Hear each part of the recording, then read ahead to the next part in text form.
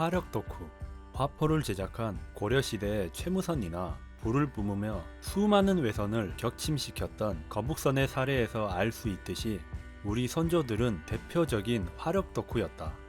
현대에 들어와서는 이오시프 스탈린의 명언처럼 포병은 전장의 신이었고 현대 지상군 화력의 끝판왕은 그 중에서도 바로 자주포. 오늘의 주인공은 바로 화력 덕후 한국군의 자주포 K-55다. 어디 움직이려면 항상 끌어줄 차량이 필요하고 포를 쏘려면 일단 땅에 박아야 하니 준비 시간이 어마어마한데다가 운용 인원에 대한 보호가 전혀 없는 견인포와 달리 언제든 자체적으로 움직일 수 있으며 장갑을 통해 차내 포병을 안전하게 보호하고 탑재된 온갖 전자장비들을 활용해 포탄을 더욱 정확하게 빠르고 멀리 날리는 자주포는 그야말로 화력 덕후 한민족을 위한 머스트 해브 아이템이었다.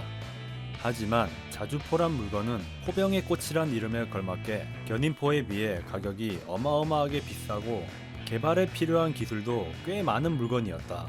당연히 경제 발전이 급속도로 이루어짐과 동시에 국산 무기 개발 사업이 이제 막 진행되기 시작한 1980년대에는 국산 자주포란 꿈도 꿀 수 없는 상태였다. K1 전차를 한미 합작으로 겨우 만들고 있던 상황임을 기억하자. 그래서 포방부가 눈길을 돌린 것이 당시 미국이 쓰던 M109A2 자주포를 라이센스 생산하는 것이었다.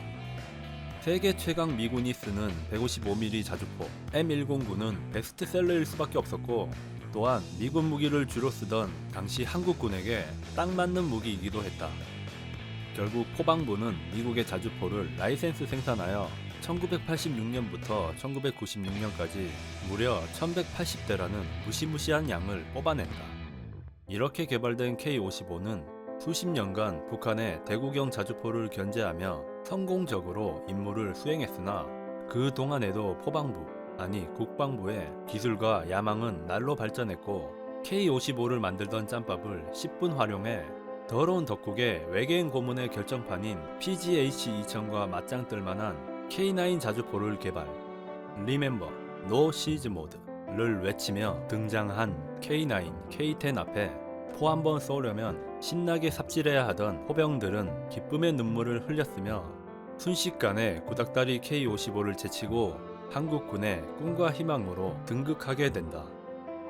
하지만 제 아무리 포방부라도 신형 자주포 K9을 1000대까지 뽑아 제끼는 건 좀 무리였다. 결국 2000년대 들어서 K9은 세 자릿수로 끝내고 나머지 공백을 1180문의 K-55를 개량해서 떼어먹는다는 실로 무시무시한 K-55 PIP 계획이 탄생하게 된다. 이렇게 개량된 K-55A1은 기존 K-55와는 엄청나게 많이 달라졌는데 가장 큰 변경점은 역시 서스펜션과 차체 구조를 다 갈아치워서 더 이상 스페이드를 받기 위한 삽질을 안 해도 된다. 이 덕분에 초탄 발사 시간도 덩달아 분 단위에서 초 단위로 확 줄었다. 물론 포탑 회전도 유압식에서 전기 모터로 갈아버려서 저 발사 시간에 걸맞게 더더욱 빠른 회전이 가능케 했다. 이 외에도 다른 중요 변경점으로는 사거리 개선과 사격 장비 업그레이드가 있는데 기존 K-55는 KH-179와 같은 시기, 같은 기술로 만들어진 관계로 이론상 최대 사거리는 연장탄 사용 시 30km가 맞으나 주퇴 복자기, 차체, 서스펜션이 이 연장탄을 버티지 못하는 바람에 사용이 불가능했고 결국 K-55의 사거리가 24km밖에 안 나오는 결과를 가져왔다. 이 점은 PIP 계획의 주요 목표로 지정되어 서스펜션과 차체, 주퇴 복자기를 K9 기술로 보강. K9의 40km보다는 못하지만 최소한 기존 KH-179와 동급인 30km로 끌어올리는데 성공했다. 그리고 우리의 포방부는 낑낑대며 2-30초를 장전에 쏟아붓는 K-55 장전수를 어여삐 여기사 덤을 하나 얹어주니 바로 모 게임 3대 필수 장비이기도 한 대구경 장전기, 정확한 명칭으로 급속 장전 장치를 달아준 것. 이 덕분에 분당 연사력도 2에서 3발이었던 것을 4발로 끌어올리는 그야말로 대격변급 버프를 받게 된다.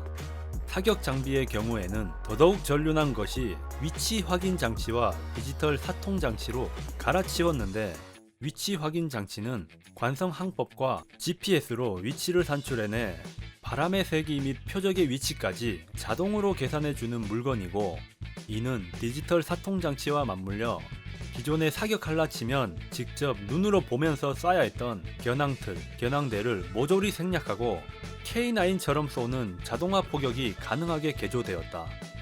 거기에 이 장비는 K9에 있던 것에서 추가 개량을 해서 달았다. 물론 이런 컴퓨터 장비들을 위해 K9에서 쓰던 보조 동력 장치, 그러니까 APU까지 K55용으로 개조한다. 이 외에도 운영병들이 좋아라 할 요소로는 K9에서나 보던 여압장치 추가로 드디어 K55 운영병들도 에어컨의 혜택을 받을 수 있게 되었다는 것. 그리고 포신 잠금 장치도 K9처럼 자동 잠금 장치로 바뀌었다는 것 정도. 이쯤 되면 드는 아스트라라는 생각. 잠깐, 이러면 K9과 다른 게 뭐야? 그렇다. 이놈은 K9에 있던 기술을 보완해서 대거 투입하는 바람에 겉은 K55지만 속은 사실상 K9이 되어버렸다. 아니, 사거리, 기동력, 방어력 같은 하드 스펙만 빼면 개량된 부품을 사용해서 K9에 비해 소프트 스펙은 더 좋았다. 하지만 우리의 포방부는 여기서 멈추지 않는다. 이름하여 K56 탄약 보급 장갑차. 이놈은 원래 K55A1과 함께 진행되던 물건이었는데 2011년에 K55A1과 함께 개발은 완료되었으나 감사원에서 아니 그 고물딱지를 언제까지 우려먹는 거야 하는 태클을 당하는 바람에 차일피일 미루어지다가 자동 탄약 보급 차량 없이 불길을 뚫고 포탄을 가져와야만 했던 북한의 연평도 포격 사건 때문에 그 필요성을 드디어 인정받고 2013년 드디어 650억 원을 받아 2015년까지 1차 양산하기로 결정되었으니 이런 괴물 콤비를 진짜로 만들어버린 포방부를 향해 경례. 여담으로 연평도 포격 사건 때 북한군이 다수의 130mm 자주포를 사용했는데 북한군 자주포는 오픈탑 형태로 외부에 노출되어 있어 K55 및 K9에 비해 포격에 극히 취약하고 트럭에 다연장 로켓을 실은 것에 불과한 240mm 방사포는 방어 능력이 아예 없어서 당연히 155mm가 근처에만 떨어져도 쉽게 무력화가 가능했다.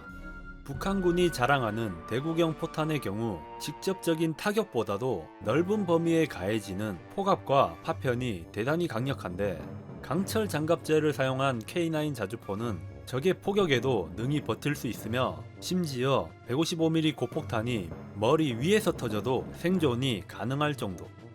K55의 경우 엔진 성능이 부족하다 보니 보다 가벼운 알루미늄 장갑제를 사용해야 했지만 애초에 개조를 거쳐 빠르게 쏘고 튈 수 있기 때문에 K9과는 다른 의미로 생존성이 대폭 올라간 셈이었다.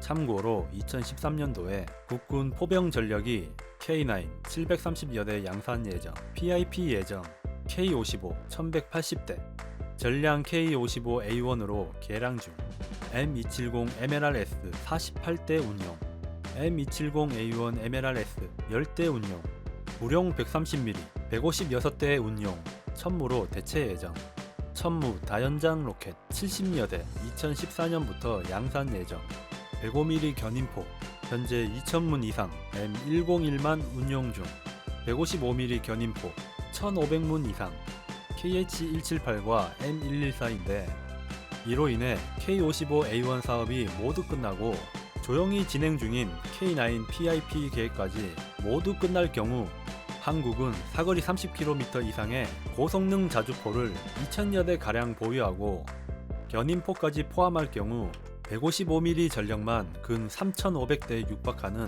진짜 정신나간 포병 전력을 보유하게 된다. 이건 뭐 그냥 155mm에 빠져 익사해라 수준인데 역시 포방부라는 이름이 아깝지 않다.